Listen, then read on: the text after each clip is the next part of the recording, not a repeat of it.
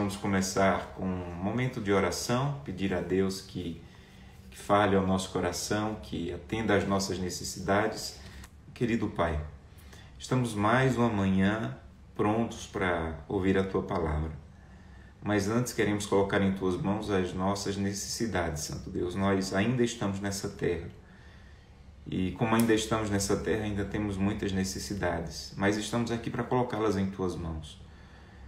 Muitas dessas necessidades, Santo Deus, giram em torno da salvação de pessoas que nós amamos. Pessoas que nós não queremos de maneira alguma que não entreguem a vida em Tuas mãos e que não estejam conosco no céu. Então, por favor, Santo Deus, mais uma vez envia o Teu Santo Espírito, toca no coração dessas pessoas, convida-as a tomar uma decisão ao Teu lado. Que esse dia seja um dia determinante na vida espiritual dessas pessoas que amamos e que elas voltem para os Teus braços ou se entreguem completamente aos Teus braços. Também temos necessidades materiais, necessidades físicas. Alguns colocaram por uma cirurgia, alguns colocaram por uma doença, alguma necessidade que tenham, também por saúde, por emprego. Santo Deus, por favor, atende essas necessidades, cuida dessas pessoas, traz para elas o amparo e a certeza de que o Senhor está do lado delas e que sabe exatamente não apenas o que ela está passando, porque agora eu também sei o que algumas estão passando, mas o Senhor, além de saber, o Senhor pode resolver. Então, por Teu poder, por Tua graça, por Tua glória, atende essas necessidades, Santo Deus. Há outros que estão pedindo, Senhor, nós queremos também colocar em Tuas mãos. Ajuda-os na área da família. É uma área que está tão atacada pelo inimigo. Ele sabe o que ele pode fazer na vida de uma pessoa quando o casamento não está bem, quando a família não está bem. Então restaura famílias, restaura casamentos, traz paz ao coração do Teu povo, Santo Deus. E por favor, mais uma vez nos ajuda com o Teu Santo Espírito, que Ele esteja aqui entre nós, que a distância de uma tela venha a ser encurtada pela presença do Teu Santo Espírito e que esse tema que para mim também é tão importante sobre o movimento adventista aqui seja útil para a nossa vida. É o que te pedimos por Jesus. Amém. Amém. Muito bem. Para você que está chegando hoje pela primeira vez, eu vou repetir, nós começamos uma semana de oração ontem, o primeiro sermão já está disponível, ele ainda está aqui no canal do Instagram, mas logo ele vai estar no canal do YouTube. Para você entrar no canal do YouTube, que tem outros sermões também, você vai aí no Instagram, quando terminar a live, no link ali da bio, você vai ver um link azul, você vai clicar ali e vai ser direcionado para se inscrever no canal do YouTube e ter acesso a esses sermões, ao de ontem e aos próximos aí da semana. Nós estamos falando sobre o movimento adventista. Estamos falando sobre o objetivo do movimento adventista e a relevância do movimento adventista. Porque a igreja adventista, o movimento adventista, se autodenomina um movimento remanescente. Por que nós olhamos para a Bíblia e nos enxergamos como mais um dos remanescentes que Deus sempre teve, aquele que se manteve fiel? Porque qual é o objetivo disso? Qual é a relevância disso? Será que hoje, no mundo que tenta apenas agregar, se unir, e todo mundo está abrindo mão um pouquinho de suas convicções para tentar se encaixar, por que manter convicções, manter doutrinas distintivas é importante? Ontem nós começamos, eu quero dar apenas um pequeno apanhado para continuar o tema de hoje. Ontem nós vimos que em 1844, e nós falamos sobre um livro, o livro é 1844, da Casa Publicadora Brasileira, o autor é Clifford Goldstein, e ele tem um livro extraordinário que você vai entender com precisão, em detalhes, a profecia das 2.300 tardes e manhãs, que termina em 1844. E ontem nós vimos que quando termina a profecia, em 1844, 3 coisas acontecem. A primeira é mais superficial, um grande desapontamento, porque Guilherme Miller e outros, eles estudaram a profecia e eles perceberam que o santuário seria purificado e entenderam que o santuário era a terra. E aí achavam que a purificação da terra era a volta de Cristo, marcaram a data da volta de Cristo e Jesus não voltou. E aí veio um grande desapontamento. Mas essa é a coisa mais superficial. Uma coisa mais profunda, nós vimos ontem, que aconteceu em 22 de outubro de 1844, é a purificação do santuário. Nós não falamos sobre a purificação do santuário, mas o livro Grande Conflito, dos capítulos 19 a 26, detalham o que significa a purificação do santuário. Aconteceu também no dia 22 de outubro de 1844, mas naquele momento não dizia respeito à terra. Era algo que aconteceu no céu, uma outra fase do juízo, uma outra fase do ministério de Cristo no santuário celestial. Nesse dia, o céu não ficou escuro, o sol não escureceu, a lua não ficou com sangue, tudo aconteceu normal, porque era um evento que aconteceria no céu. Então, a purificação do santuário, não, naquele momento, não dizia respeito à terra.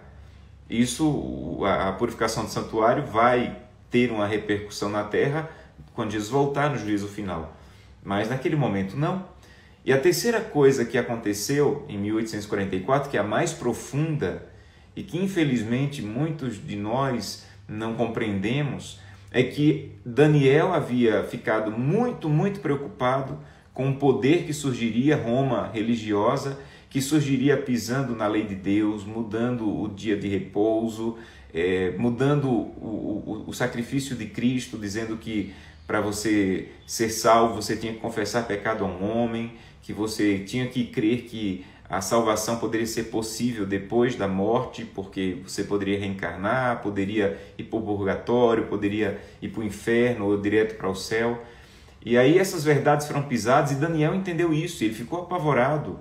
E aí Deus disse assim: Daniel, fica tranquilo, porque quando foi em 1844, eu vou fazer surgir um poder, um movimento que vai restaurar as verdades. Nesse momento surge a Igreja Adventista do Sétimo Dia. E a Igreja Adventista do Sétimo Dia surge, e nós falamos ontem, com dois propósitos, um de relevância e um de objetivo. A relevância do movimento adventista era estudar verdades que estavam sendo pisadas. Essa é a relevância. A nossa relevância não é simplesmente batizar pessoas. A nossa relevância não é simplesmente agregar pessoas. A nossa relevância é ter temas bíblicos que estão sendo rejeitados por outras denominações. Temas bíblicos que não estão sendo ensinados por outras denominações. Então, a relevância do movimento adventista é ter verdades bíblicas. E nós falamos ontem que para você, como adventista, ter relevância, você tem que estudar a Bíblia. Você tem que se aprofundar nos temas bíblicos. Você tem que conhecer a verdade. Então, a relevância do movimento adventista são as verdades distintivas. Agora, o objetivo do movimento adventista é pregar essas verdades a cada tribo, língua e nação. Foi exatamente o que Daniel viu. Se você apenas conhece a doutrina, mas não prega, você tem relevância, mas não tem objetivo. Se você sai pregando, mas você não conhece a verdade, você está cumprindo objetivo sem relevância. Porque você está pregando, mas você não está pregando a verdade bíblica. Então eu tenho que conhecer a verdade bíblica, isso é relevância. E eu tenho que pregar a verdade bíblica, isso é objetivo. Agora, e aí nós vamos começar o tema de hoje. Vejam, Daniel e Apocalipse são dois livros irmãos paralelos. Onde Daniel termina, começa Apocalipse. Quando você vê Daniel 12 termina com Daniel recebendo a visita de um anjo e o anjo dizendo assim: Daniel, fica tranquilo, você não vai entender essa profecia. Então sela esse livro, cobre esse livro e você vai descansar. O saber sobre o teu livro vai se multiplicar, as pessoas vão buscar conhecer o teu livro de maneira profunda. E isso que você entendeu agora vai acontecer muito para frente, no tempo do fim. Então, Daniel, cobre o livro, descansa, mantenha-se fiel e no final você vai receber a sua recompensa. Como é que termina o livro de Daniel? Cobre o livro. Como é que começa o livro do Apocalipse? Revelação do Apocalipse. A palavra revelação são duas palavras no grego e a palavra revelação significa retirar o véu. Retirar o véu. Então, Daniel termina dizendo: cobre, sela o livro. Apocalipse começa dizendo: descobre, revela. O que não foi completamente compreendido em Daniel vai ser completamente revelado em Apocalipse. Então, é como se os livros estivessem ligados, apesar de estarem separados por mais de 500 anos, 500 anos, mais de 500 anos, mas um está revelando aquilo que não foi claramente revelado no outro livro. Então, é como se Apocalipse fosse um livro de Daniel, como a Bíblia, nós falamos, né, que a Bíblia ela foi revisada, ela foi atualizada e ela foi contextualizada. Então, Apocalipse é um livro de Daniel, mas revisado, atualizado, contextualizado historicamente. E é isso que é o livro de Apocalipse. A mesma profecia lá de Daniel, ela se repete agora em Apocalipse, mas de maneira mais profunda, de maneira mais ampla. Para você entender onde essa profecia está, do grande desapontamento, que Deus iria levantar um movimento para restaurar a verdade. Para você entender em Daniel, em Apocalipse, onde essa profecia está, você precisa entender aqueles períodos das igrejas. Lembra lá? Apocalipse começa falando de 7 igrejas. Cada igreja daquela representa um período da igreja cristã na história. A primeira igreja, se você abrir aí Apocalipse, capítulo 2, você vai ver que a primeira igreja, a igreja de Éfeso, ela era uma igreja local, tinha lá uma igreja de Éfeso, na Ásia, mas ela também corresponde a um período de tempo da igreja, aquele período inicial ali, depois que Jesus voltou para o céu, a igreja dos discípulos, aquela igreja pura, que queria a verdade, que queria proclamar. Depois que termina aquele período, vem o período da igreja de Esmirna, que é um outro período, quando a igreja agora começa a ser perseguida, quando a igreja começa a ser morta por causa da perseguição dos imperadores. E aí depois vem o terceiro período, a igreja de Pérgamo, depois o quarto período da igreja, a igreja de Tiatira, o quinto período da igreja de Sardes, e aí vem o sexto período da igreja de Filadélfia. A igreja de Filadélfia é exatamente o período na história do surgimento da igreja adventista, o final da igreja do período de Filadélfia e o início da igreja de Laodiceia. Então, quando você olha para a igreja de Filadélfia, você vai ver no verso 8 e verso 10, que Deus diz assim, olha, vocês da igreja de Filadélfia, desse período da igreja, são aquelas pessoas que guardaram a minha palavra. Verso 10, vocês guardaram a minha palavra. Então, essa era a característica dessa igreja, desse período da igreja, uma igreja que buscou a palavra, não simplesmente guardar no sentido de colocar numa gaveta, mas guardar no sentido de viver as verdades que descobriu. Eles buscaram a Bíblia, eles cavaram a Bíblia, eles foram profundos na Bíblia e eles guardaram a palavra. Então, Filadélfia, gente, é exatamente o período, finalzinho ali de Filadélfia, é o período do surgimento da igreja adventista. Então, tem as 7 igrejas, os 7 períodos, o finalzinho de Filadélfia é o surgimento do movimento adventista. Agora, talvez você não saiba disso. Logo depois de falar das 7 igrejas, Apocalipse, ele vai falar das 7 trombetas. E as 7 trombetas são exatamente o mesmo período das 7 igrejas. Exatamente. Pastor, e por que vai repetir? Veja só que coisa linda. As 7 igrejas, Deus está falando como seria a igreja internamente durante esses 7 períodos. Então, Apocalipse 2 e 3 é como estaria a igreja durante esses 7 períodos até a volta de Cristo. Já as 7 trombetas é como estaria o mundo durante esses 7 períodos. Entende? Então, as 7 igrejas, como estaria a igreja? As 7 trombetas, como estaria o mundo durante o período? Então, eu falei que a sexta igreja corresponde ao surgimento do movimento adventista. Isso quer dizer que a 6ª trombeta, entre a 6ª trombeta e a 7ª trombeta, corresponde ao surgimento do movimento adventista. E olha que coisa linda. Quando capítulo 9 está falando aí da 6ª trombeta, o capítulo 11 vai falar da 7ª trombeta. Entre o capítulo 9 e o capítulo 11, evidentemente, tem o capítulo 10. E o capítulo 10, ele vai apresentar essa grande decepção que aconteceu, vai apresentar esse desejo pela descoberta da verdade. Abra aí a Bíblia, Apocalipse capítulo 10, verso 7. Apocalipse 10, verso 7. Ouvi a voz, mas nos dias da voz, Apocalipse 10, verso 7, mas nos dias da voz do 7º anjo, quando ele estiver para tocar a trombeta, Em outras palavras, quando estiver prestes a começar o 7º período das trombetas, vai se cumprir, então, o mistério de Deus, segundo ele anunciou aos seus servos, os profetas. Então, quando estiver para começar o 7º período, o último período da história dessa terra, diz que vai se cumprir aquilo que era um segredo. O que é que era um segredo para Daniel? O segredo para Daniel era a compreensão desse movimento, de quando Deus iria restaurar a verdade. Isso era um segredo para Daniel, mas diz que esse segredo agora ele vai ser revelado. Exatamente o que Daniel não entendeu, agora vai acontecer na história. Verso 8.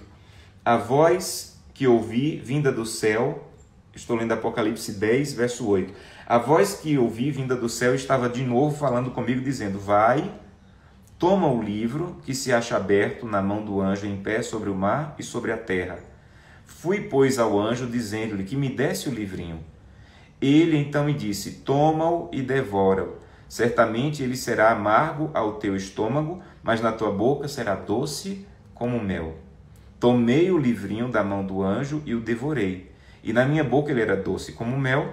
Quando, porém, eu comi, o meu estômago ficou amargo. Verso 11, então me disseram: é necessário que ainda profetizes a respeito de muitos povos, nações, línguas e reis. Aqui está o surgimento desse movimento.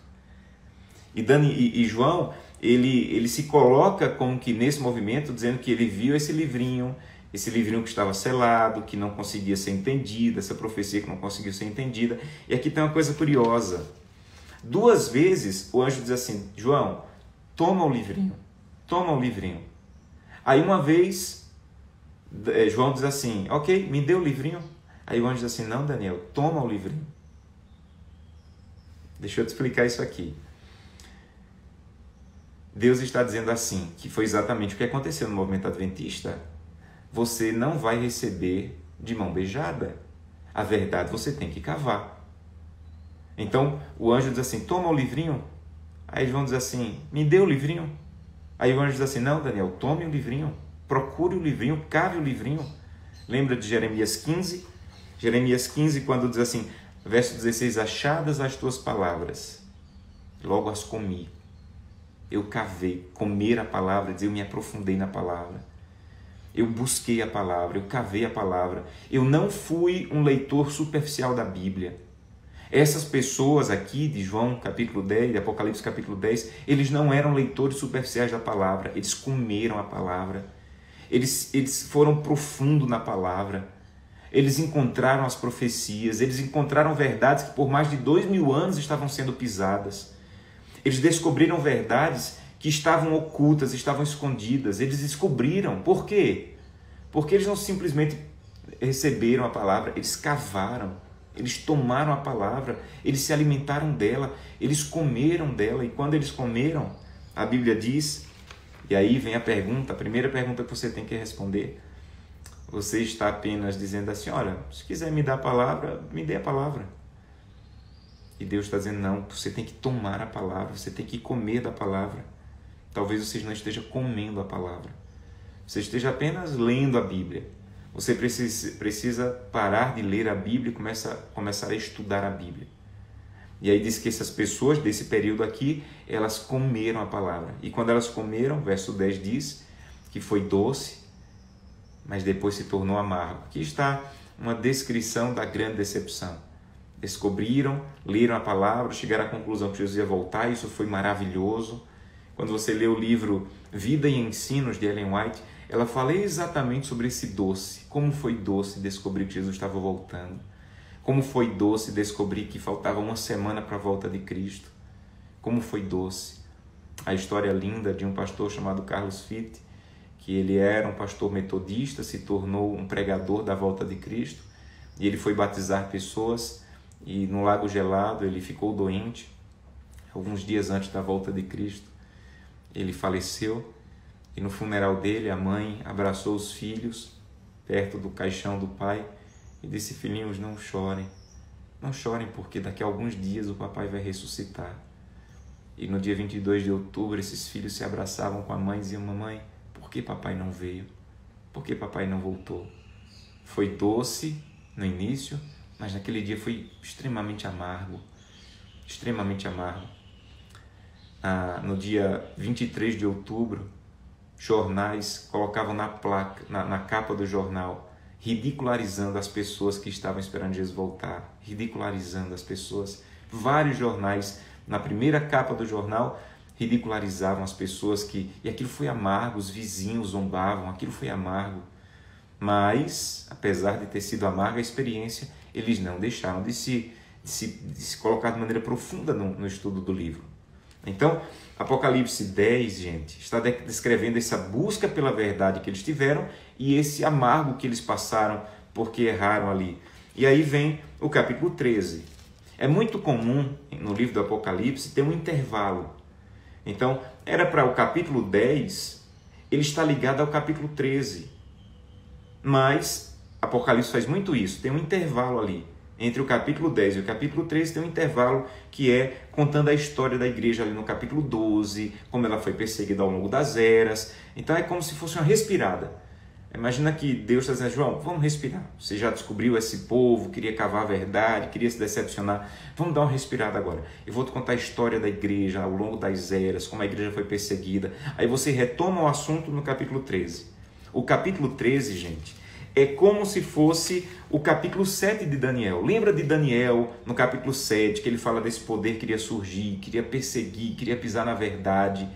Daniel, capítulo 7, é exatamente o que está descrevendo em Apocalipse 13. Apocalipse 13 vai retomar esse tema de Daniel, desse poder que vai perseguir, que vai pisar a verdade, que vai falar coisas terríveis contra Deus, que vai mentir usando a verdade. Olha o que diz aí, Apocalipse capítulo 13. Apocalipse capítulo 13, verso 5. Apocalipse 13, verso 5. Lembra do sermão de ontem? Que Daniel, no capítulo 7, verso 25, ficou aflito porque esse poder iria pisar a verdade. Olha o que diz o capítulo 13, verso 5. Esse poder foi lhe dado uma boca para proferir arrogância e blasfêmias, e autoridade para agir por 42 meses. A palavra blasfêmia, o pecado da blasfêmia, ele é um pecado que é feito contra Deus.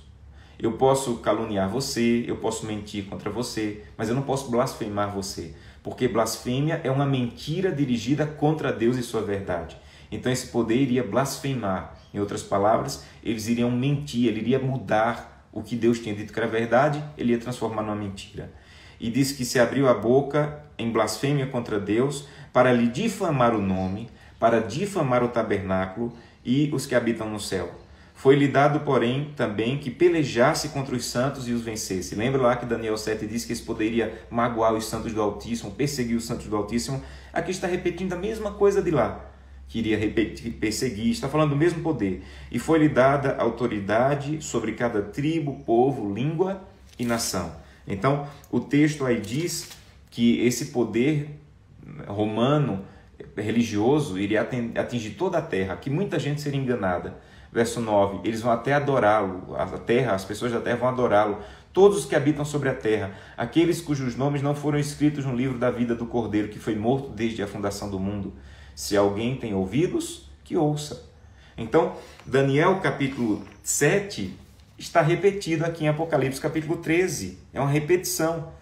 Quando parece que o dragão vai vencer, isso é Daniel 7, parece que esse poder vai vencer, parece que o mal vai dominar, parece que não vão conseguir destruir o mal. E aí, capítulo 13, é essa descrição, que era essa sensação que Daniel tinha lá no capítulo 7. Senhor, parece que ele está vencendo, esse poder está pisando na verdade, parece que ele está vencendo. Aí vem o capítulo 14. O capítulo 14 de Daniel é como se fosse o capítulo 8 de Daniel, ou o capítulo 14 de Apocalipse, desculpem, o capítulo 14 de Apocalipse é como se fosse o capítulo 8 de Daniel. Lembra lá no capítulo 8, nós estudamos ontem, que Deus diz assim, Daniel, fica tranquilo. Quando se completar 2.300 tardes e manhãs, eu vou levantar um movimento, e esse movimento vai restaurar as verdades. Eu vou levantar um movimento, e esse movimento ele vai pregar a verdade. Então, Daniel, fica tranquilo, quem vai vencer não é o dragão e as bestas do capítulo 13, não. Quem vai vencer são os filhos de Deus e a verdade de Deus. Fica tranquilo, Daniel. Então, Daniel 8 está reproduzido e ampliado em Apocalipse 14. Fique calmo, Daniel. Eu vou restaurar a verdade. E por que Deus tinha que restaurar a verdade? Abra aí Apocalipse 14, verso 8. Por que Deus tinha que restaurar a verdade? Apocalipse 14 diz que surgiu outro anjo, segundo dizendo: caiu a grande Babilônia, que tem dado a beber a todas as nações do vinho, da fúria da sua prostituição. Por que a verdade tinha que ser restaurada? Por que Deus tinha que levantar um povo?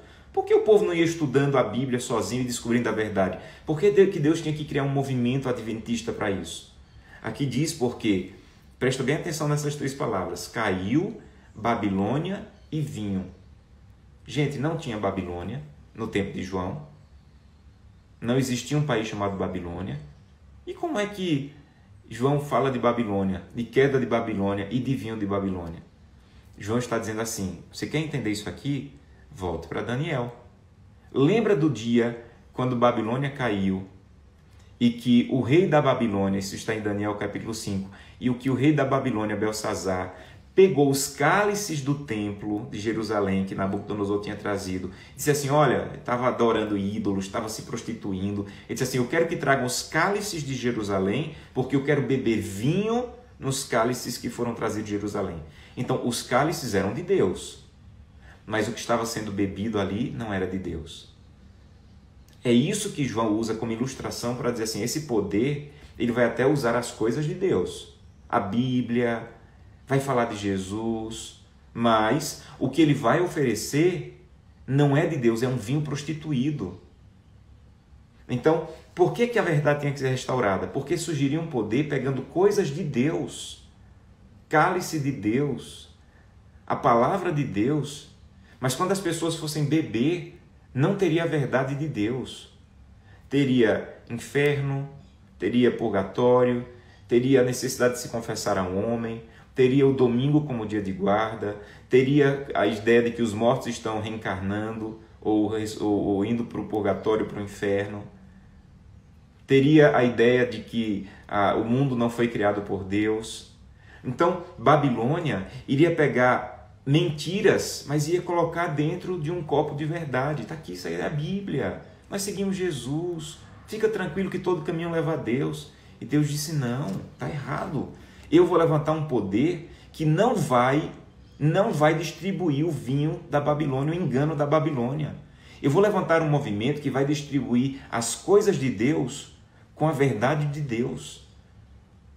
Então, por isso que tinha que surgir um movimento, porque Deus queria fazer oposição a esse poder, queria usar o cálice de Deus com as mentiras dentro. Por isso que tinha que surgir esse movimento. E aí, agora vem que verdades deveriam ser restauradas, ou quais verdades deveriam ser restauradas. E essas verdades, meus amigos, estão nos versículos 6 a 12. As verdades que estavam sendo pisadas, todas elas estão em Apocalipse 6 a 12. Por exemplo, capítulo 14, verso 6. Vi outro anjo voando pelo meio do céu. Lembra que eu falei ontem que o movimento adventista tem que ter relevância? Qual é a relevância do movimento? As verdades que eles iam descobrir. E essas verdades estão aqui em Apocalipse 14, 6 a 12. Começa dizendo assim: vi outro anjo, capítulo 14, verso 6. Vi outro anjo voando pelo meio do céu, tendo um evangelho eterno. Aqui está o primeiro ponto. As verdades que deveriam ser levantadas não eram verdades novas. Eram verdades que eram eternas. Então não era uma descoberta nova, não, era ir para a Bíblia e cavar verdades que foram verdades no tempo de João, que foram verdades no tempo de Daniel, que foram verdades no tempo de Noé, que foram verdades no tempo de Abraão. Deus não tinha uma verdade nova. Deus não tinha uma verdade nova. E a Igreja Adventista não está fundamentada em verdades novas. Todas as nossas crenças, elas têm base na Bíblia apenas. Nós cremos que Deus deu a Ellen White um ministério profético. E apesar de crermos nisso, nenhuma das nossas crenças é tirada de um livro de Ellen White. Nenhuma. Se você ler um livro chamado Nisto Cremos, que são as nossas crenças fundamentais, você vai ver que lá você não vai encontrar citações de Ellen White. Por quê? Porque as nossas crenças, elas não são fundamentadas nos livros de Ellen White, elas são fundamentadas na Bíblia. E aí nós vamos estudar ao longo da semana, então qual é o objetivo, ou qual é a função do ministério que Deus deu a Ellen White. Mas, para levantar verdades, é apenas a Bíblia. Só a Bíblia, acabou. Então, as verdades que foram cavadas tinham que ser tiradas da palavra. E eram verdades eternas, não eram verdades novas. Deus não vai fazer uma liquidação da verdade no tempo do fim. A verdade que temos que pregar é a verdade que sempre foi verdade, é a verdade eterna. Mas aí vem o primeiro ponto dessa verdade que seria descoberto. O primeiro ponto está no verso 7. Era para pregar que havia um Deus que deveria ser adorado, que é o Criador dos céus, da terra, do mar e das fontes das águas. Aí você tem que, para entender isso, você tem que voltar para Gênesis. Deus é o Criador. E essa verdade estava sendo pisada. Olha como Satanás é astuto. Deus levanta um povo para pregar que Deus é o Criador. Ora, se Deus é o Criador, tem que ter a semana da criação. Se tem a semana da criação, tem que ter o dia da criação, que é o sábado. Em 1844, essa verdade do sábado ela foi restaurada. Exatamente, pasme, exatamente em 1844, Darwin escreveu o livro Origem das Espécies, destruindo a criação, destruindo a crença em uma semana de criação. Ele não publicou em 1844, mas ele escreveu em 1844. Gente, você já pensou nisso? Enquanto Deus está levantando verdades, Satanás está levantando mentiras. Enquanto Deus está restaurando verdades eternas, Satanás está levantando mentiras novas. Satanás não perdeu tempo nem de um ano. Satanás colocou e dirigiu todo o movimento para que o evolucionismo ele tentasse suplantar a criação. Mas o nosso chamado é para pregar: há um Deus Criador, há um dia da criação. Porque Apocalipse 14, verso 6 diz que Deus criou os céus e a terra. Então Charles Darwin pode escrever o que quiser em 1844. Mas há um Deus Criador. Essa era a primeira verdade que deveria ser restaurada. Segunda verdade, verso 7 ainda. Pregue para os que acham sentados sobre a terra e diga: tema a Deus e dá-lhe glória, e diga e ensine que é chegada a hora do juízo, que vai chegar a hora do juízo. Ora, peraí, vai chegar a hora do juízo? As pessoas ainda serão julgadas? Então quer dizer que as pessoas não estão no céu já salvas, porque o juízo ainda virá. Se o juízo ainda virá, quer dizer que as pessoas não já estão no céu, no purgatório julgadas ou no inferno julgadas. Não, isso é mentira. As pessoas não estão julgadas já, desfrutando do céu. As pessoas não estão julgadas já, condenadas no inferno. Não, porque o juízo ainda virá. As pessoas ainda estão esperando na sepultura o juízo final. Essa era a segunda verdade que Deus levantou esse movimento para restaurar. Pasme, pasme. Essa verdade, ela foi descoberta ali. A primeira foi o sábado, o santuário celestial. Mas eles começaram a cavar e aí logo em seguida, ali 45, 46, eles foram descobrindo essa verdade, consolidando essa verdade de que os mortos estão dormindo, de que não há reencarnação, de que não há purgatório, de que não há inferno. Gente, exatamente em 1848 surge o Espiritismo moderno. Você entende? Quando Deus levanta um povo para dizer assim: olha, não existe essa ideia de morto está vivendo em outro lugar, está vagando, está na glória. Quando Deus levanta essa verdade, Satanás levanta exatamente nesse período uma mentira. O Espiritismo moderno surgiu em 1848. Sabe por quê? Porque Satanás quer fazer de tudo para pisar nessas verdades. O sábado, a verdade que os mortos estão dormindo. Porque ele sabe muito bem que se eu creio que eu posso fazer o que quiser nessa vida, que depois alguém vai acender uma vela e eu vou me salvar, eu vou fazer o que quiser nessa vida, mas ele sabe que a salvação é apenas durante o período da vida. Então ele vai fazer de tudo para que as pessoas pensem que depois da morte ainda tem jeito. Eu posso reencarnar, eu não vou ser muito ruim, vou para o purgatório, depois vou para o céu, porque ele quer destruir as pessoas. E essa ideia de que depois da morte ainda há vida é uma ideia diabólica para destruir pessoas. E esse movimento surgiu para pregar as verdades que Satanás estava agora reafirmando mentiras. Uma outra verdade que deveria ser restaurada é que 3 vezes em Apocalipse 14, 6 a 12, aparece a palavra adorar. Escolha quem você vai adorar. E os nossos pioneiros, eles começaram a cavar o que é adoração. Como é que se adora a Deus? Onde se adora a Deus? Eles começaram a perceber que o lugar que eu tenho que adorar a Deus é no meu corpo. Adorar a Deus não é o que você faz na igreja. Adorar a Deus não é o que você faz quando está sentado no banco. Adorar a Deus é o que você faz no templo do Espírito Santo. E aí eles começaram a cavar a verdade de que eu tenho que cuidar do meu corpo, porque ele é o lugar onde a adoração acontece. E cerca de 3.000 páginas do que Ellen White escreveu foi sobre a reforma de saúde, que era uma verdade que é bíblica, é bíblica. Você encontra os remédios naturais, todos eles na Bíblia. Mas Deus, ele levantou esse movimento para reafirmar essa ideia bíblica da verdade, da necessidade do corpo, da reforma de saúde. E aqui eu abro um parêntese. Essa é uma verdade que muitos adventistas estão deixando para trás. Estão colocando debaixo do tapete. Eu sei que há uma reforma de saúde. Eu sei que eu tenho a necessidade de mudar alguns hábitos de saúde. Mas isso aqui é uma coisa de menor importância. Não é de menor importância, porque isso determina a tua adoração. O cuidado com o corpo, seguindo as regras de saúde dadas por Deus nos livros da Bíblia e do Espírito de Profecia, não são coisas de menor importância. Muito mais no tempo que estamos vivendo. Nós não temos o direito, se queremos viver firmes até o final, nós não temos o direito de pisar na lei da reforma de saúde. Nós temos que olhar para ela, não para buscar salvação ou para buscar ser melhor, mas para adorar melhor, para que a minha mente esteja lúcida, para que quando eu leio a Bíblia, o Espírito fale de maneira desimpedida ao meu coração. Então, em nome de Jesus, leia o livro Ciência do Bom Viver, se torne profundo nesse tema.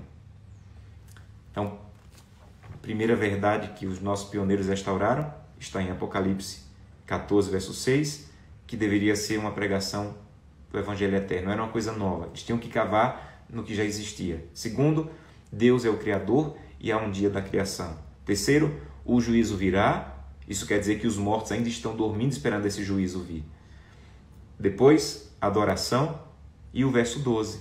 Apocalipse 14, verso 12. Aqui está a perseverança dos santos, os que guardam os mandamentos. Então eles tinham que restaurar a verdade que os mandamentos, eles permaneciam. Que não era para mudar os mandamentos, nenhum. Não, mas é só um, só o sábado. Não. São os mandamentos que têm que ser restaurados. E esse movimento surgiu para restaurar a verdade bíblica de que os mandamentos ainda são válidos. Não para me dar salvação. Ninguém guarda o sábado para ser salvo. Mas, João 14,15, se você me ama, você guarda os mandamentos. É uma resposta de amor. Então, amigos, essa é a relevância do movimento adventista. A relevância do movimento adventista é restaurar essas verdades. E a pergunta é, você conhece essa verdade? Você conhece na Bíblia como provar sobre o sábado? Você conhece na Bíblia como provar que os mortos estão dormindo esperando o juízo? Você conhece na Bíblia, você sabe na Bíblia como provar a necessidade de que os mandamentos ainda devem ser guardados, apesar de Paulo ter dito lá que os mandamentos foram cravados, a lei foi cravada, não os mandamentos, mas a lei foi cravada. Por que Paulo falou isso e nós ainda guardamos a lei? Você precisa conhecer as verdades, porque essa é a nossa relevância. Aí repito, gente, por favor, me perdoem. Minha esposa de vez em quando diz, você repete muito, me perdoem. Mas deixa eu repetir. Você pode estar na igreja correta, mas se você não está firme nas verdades, nas doutrinas, você não vai ser relevante, você não vai estar no movimento. Porque o movimento correto é ser relevante porque conhece as verdades. Mas eu falei que não é só ter relevância e descobrir verdades. Nós temos também que ter um objetivo. E o objetivo também está aqui. Olha o que diz aí, capítulo 14, verso 6. Nós terminamos com isso. Apocalipse 14, verso 6. Diz o seguinte. Vi outro anjo A palavra anjo, na língua grega, é a palavra mensageiro. Então, o que João viu, na verdade, não foi um anjo vindo pregar. João viu esses mensageiros que Deus iria levantar. Aqui ele está falando desse povo que surgiria, esses mensageiros que surgiriam, que devemos ser nós. Nós devemos ser esse anjo que João viu. Mas ele disse assim, eu vi que esse anjo, ele não estava engatinhando, ele não estava caminhando, ele não estava nem correndo, ele estava voando. Quando a profecia bíblica usa a palavra voar, tanto em Daniel quanto em Apocalipse, está falando da velocidade. Quando diz que a Grécia, por exemplo, era um poder que teria asas, queria voar, está falando da velocidade com que Alexandre conquistou o mundo. E agora, quando fala que esse anjo estava voando, ele estava dizendo assim, movimento adventista, tenha pressa, tenha pressa. Não saia de casa sem pressa de pregar o evangelho. Não vá para a padaria só buscar pão. Vá para a padaria para salvar o padeiro. Não entre no táxi só por causa da corrida. Entre no táxi para salvar o taxista. Tenha pressa. Um dia eu vou levar um livro missionário para o meu vizinho. Não, um dia, hoje. Um dia eu vou convidar o meu amigo da faculdade para ir para a igreja. Não, um dia, hoje. Esse movimento que João viu, ele viu pessoas voando. Aqui tem uma coisa muito dura, mas verdadeira para te dizer. Se você não tem pressa para pregar o evangelho, você deve questionar se você está cumprindo o objetivo do movimento que você diz fazer parte.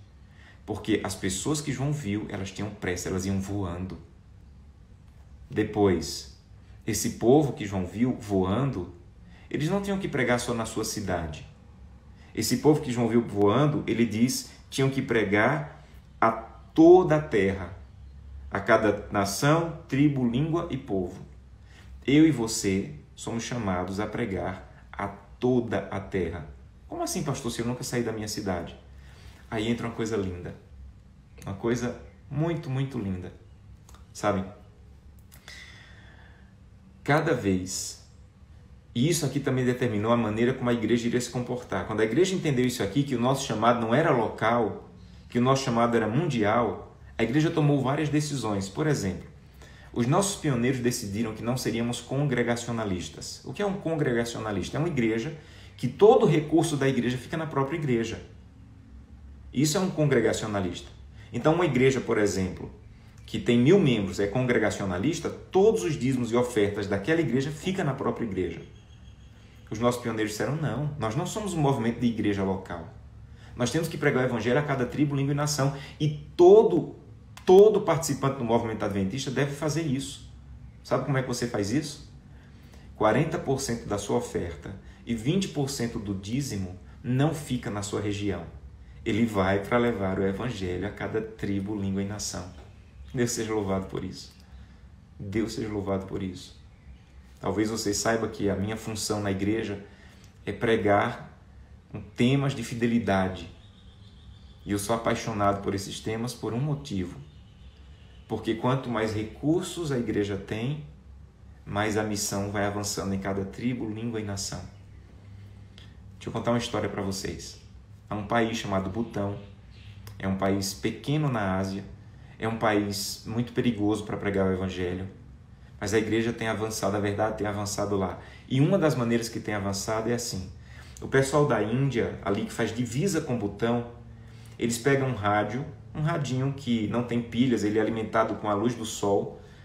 E esse radinho, ele tem, alguns deles têm o livro Grande Conflito gravado, a Bíblia, e ele pega, sintoniza a Rádio Mundial Adventista, que é uma rádio que ela espalha a mensagem nas línguas do Oriente Médio, ali da Ásia, na própria língua. Eles pegam esse radinho, como eles não podem entrar no país para pregar, porque é proibido pregar lá, eles pegam esse radinho e amarram num balão de gás hélio, aquele balão que sobe. E quando o gás perde o efeito, o balão ele desce. E eles pegam esse radinho, vão para a divisa do país e oram, Senhor, leva esse radinho para onde o Senhor quiser, direciona esse radinho.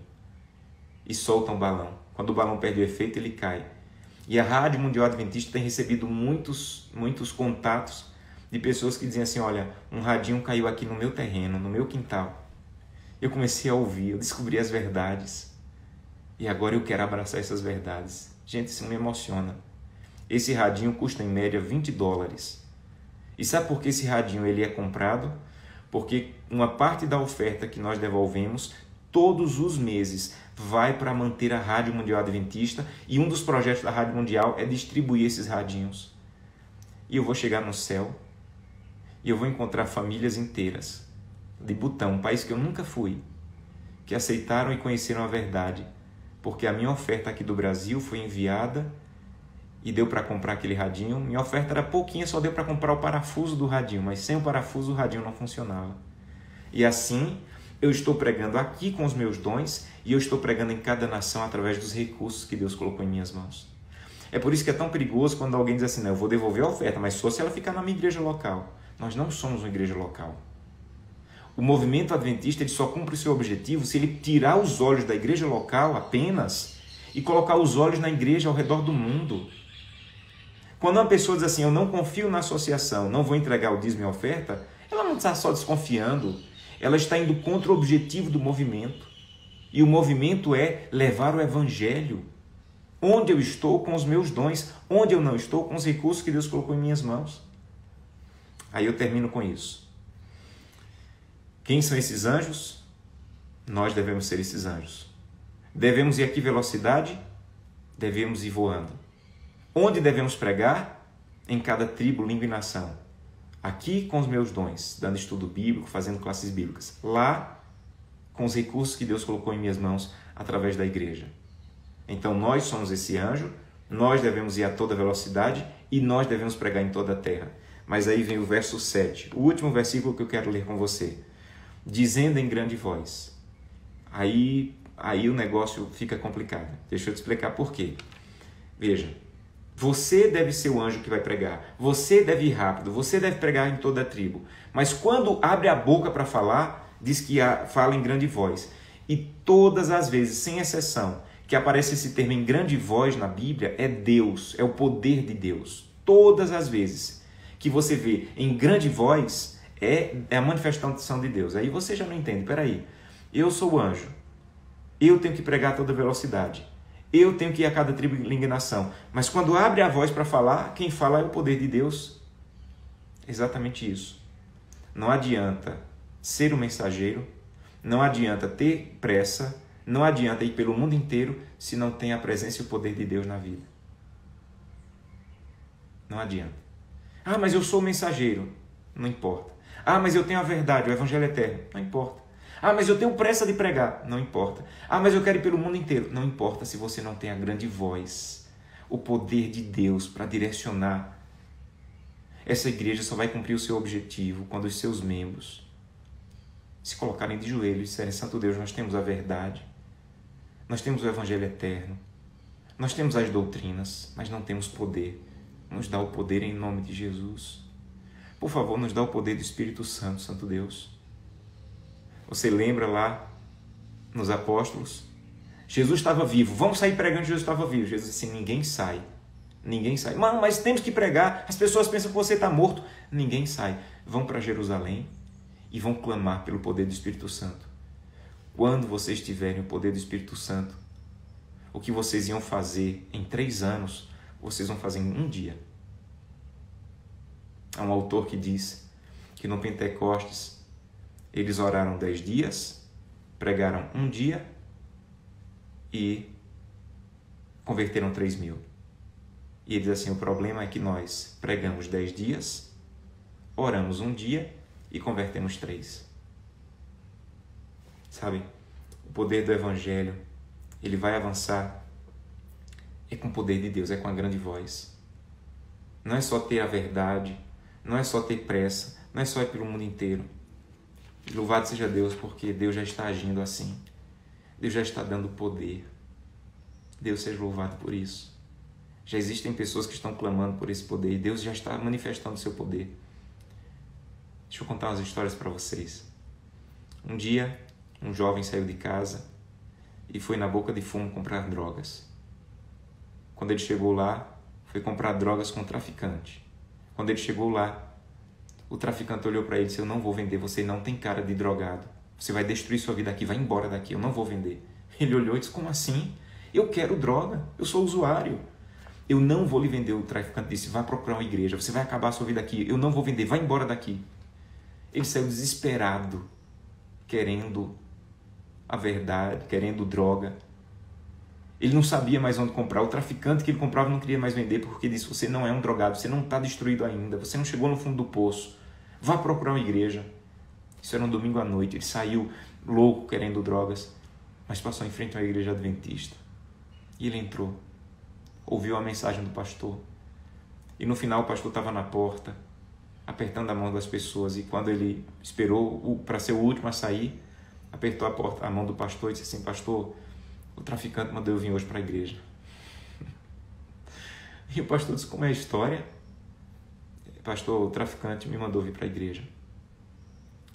E o pastor disse, não estou entendendo nada. Ele contou toda a história, eu fui comprar drogas. Ele não quis me vender. Ele disse que eu ainda não estava com a vida destruída. Ele mandou eu procurar uma igreja e eu vim, estou aqui. E o pastor abraçou aquele jovem, estudou a Bíblia com ele, e ele foi batizado e se libertou da droga. Sabe o que é isso? É um mensageiro que tem pressa, que tem a verdade, que quer pregar pelo mundo inteiro, mas que depende da manifestação do poder de Deus, porque só o poder de Deus para pegar aquele jovem, usar a palavra de um traficante e fazê-lo parar na porta da igreja. Só Deus. Um dia uma jovem, ela resolveu mandar convite para todas as pessoas que ela conhecia para ir para a igreja para a Semana Santa. E no outro lugar, um jovem estava assistindo a Novo Tempo. E a Novo Tempo vive dizendo, né? Vá para a igreja, vá para a igreja. E ele até tentava ir para a igreja, mas ele era tímido e ele não tinha como entrar. Ele não tinha coragem de entrar. Sozinho, como é que vai ser? Como é que as pessoas vão receber? Ele disse que um dia ele até estacionou na porta da igreja. Um irmão ajudou ele a estacionar, porque achava que ele estava só querendo estacionar ali. Ele ajudou ele a estacionar, mas o irmão terminou e entrou. Não sabia que ele queria entrar na igreja, ele ficou na porta da igreja, não teve coragem de entrar. Ninguém me convida, eu queria algum convite, eu não queria entrar sozinho. Aí no outro lado, essa menina que não conhecia, começou a anotar números de pessoas que ela conhecia para enviar, olha, estou te convidando, vai para a igreja assistir a Semana Santa. Aí essa menina, ela errou um número e mandou a mensagem com um número errado. Sabe onde chegou? Chegou no telefone desse rapaz. Eu me emociono falando disso. E aí ele recebeu uma mensagem que dizia assim, estou te convidando. O que é que ele estava querendo? Um convite. Estou te convidando para ir para a igreja, assistir a Semana Santa. Aí ele ligou para a menina, olha, você me convidou para ir para a igreja. Eu disse, não lhe conheço. Eu disse, mas como não recebi o seu convite agora? Ela disse assim, olha, eu errei um número, mas não foi por acaso, você está convidado. E ele viajou, foi até a cidade dessa jovem, e assistiu a Semana Santa, e foi batizado. Já estava pronto, já havia estudado a Bíblia com o Novo Tempo, e foi batizado. Sabe o que é isso? É um mensageiro que tem pressa, que tem a verdade, que quer ir pelo mundo inteiro, mas que precisa do poder de Deus, porque só o poder de Deus para fazer com que ela digitasse o número errado e caísse no número certo. Você entende? Só o poder de Deus. Um dia, uma mulher estava aflita. Toda noite ela ficava aflita. Ela havia feito um aborto e ela sofria muito por isso, há muito tempo atrás. E ela tinha na cabeça que, por ter feito um aborto, ela ia direto para o inferno. E ela temia o inferno, ela não dormia por causa do inferno. Porque na cabeça dela não adiantava, ela já estava determinada a ir para o inferno. E aí um dia, de madrugada, ela estava ali zapeando, procurando canais, e parou em um canal em que o pregador estava falando sobre o inferno. Estava provando na Bíblia que essa visão do inferno como lugar literal, que as pessoas vão queimar eternamente, ela não é bíblica. Aquela mulher se sentiu abraçada e começou a chorar. Ela estava assistindo a Novo Tempo. E ela naquele momento se ajoelhou. E ela procurou contato. E ela estudou a Bíblia e ela foi batizada. Só tem um problema. Na cidade dela não pegava Novo Tempo. Ela não tinha um canal, ela não tinha uma antena parabólica. Não pegava Novo Tempo. Mas Deus fez pegar a Novo Tempo naquele canal, naquela televisão, naquela madrugada. exatamente no programa que ela estava naquele momento precisando ouvir. Sabe o que é isso? É o mensageiro pregando a verdade, indo pelo mundo inteiro, mas com o poder de Deus, porque só o poder de Deus para fazer uma televisão que não pega Novo Tempo, pega Novo Tempo. Então eu quero convidá-lo hoje a dizer: Santo Deus, eu quero ter relevância, eu quero conhecer a verdade, eu quero ter objetivo, eu quero pregar a verdade, mas eu quero ter o poder, eu quero ir em grande voz, porque nós temos que ser sinceros, sem o poder de Deus, a nossa pregação ela é medíocre, porque nós batizamos, mas muito mais pessoas nascem e morrem sem conhecer a verdade. Então nós precisamos urgentemente que o povo de Deus se coloque de joelho e diga: Santo Deus, eu quero o teu poder, eu quero ser usado por ti para proclamar a verdade, para fazer com que as pessoas conheçam. Eu quero ter eu quero ter essa grande voz, alguém colocou aí, eu quero essa grande voz na minha vida em nome de Jesus. Esse é o seu desejo? Então vamos orar. Querido Pai, muito obrigado, Senhor, muito obrigado, porque o Senhor já nos deu Daniel, mas agora o Senhor quer nos ampliar o conhecimento em Apocalipse. E mais uma vez o Senhor reafirma o nascimento desse movimento, a relevância e o objetivo desse movimento. Ajuda-nos, Santo Deus, que a cada dia possamos colocar o nosso joelho no chão e dizer: Santo Espírito, toma a minha vida. Eu até conheço as doutrinas, mas não tenho poder. E sem poder, apresentar verdades vai ser quase que irrelevante. As pessoas vão dizer assim: olha, ela tem razão, mas eu quero poder para que as pessoas digam: você tem razão, a Bíblia tem razão, e eu quero entregar minha vida a Jesus Cristo, essas verdades que Ele diz que devem ser proclamadas. Usa-nos com poder, é o que te pedimos em nome de Jesus. Amém. Que Deus abençoe a todos e até amanhã.